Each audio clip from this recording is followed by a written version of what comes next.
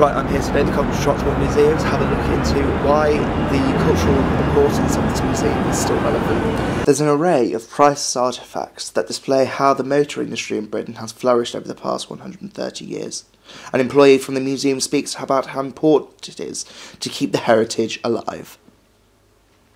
It's a massive accolade for something from such a little city to go worldwide, and that's why we remain here, to tell the stories of the inventors and the people who built them and the people that flocked to the city to manufacture them.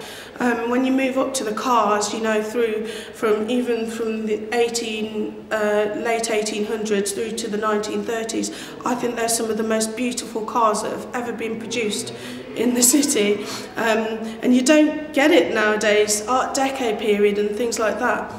It's something that you don't want it to be forgotten, and a lot of the cars in our collection, they're the last one of their kind, so I think it's really important for us to remain here and just keep it going, and so that generations of people from all over the world can come and see why Coventry was important. Now, during the Second World War, Coventry was one of the focus cities for the Luftwaffe to target during the Blitz.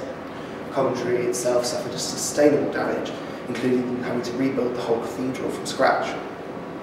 Rome's own Coventry plant was targeted by the Luftwaffe when they thought it was actually a tank factory, but through the spirit of British industry, they were able to rebuild, and by the end of the 1940s, Rover and all the other car manufacturers who had been bombed during the war were back on their feet.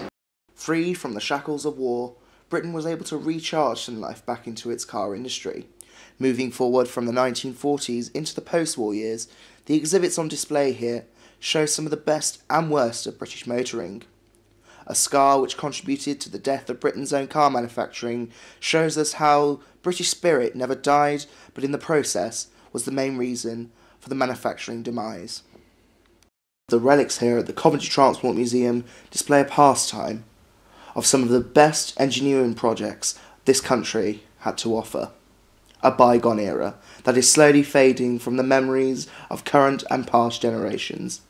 But every cloud has a silver lining, and the museum and all its amazing staff show how that spirit, that British spirit, is still very much alive.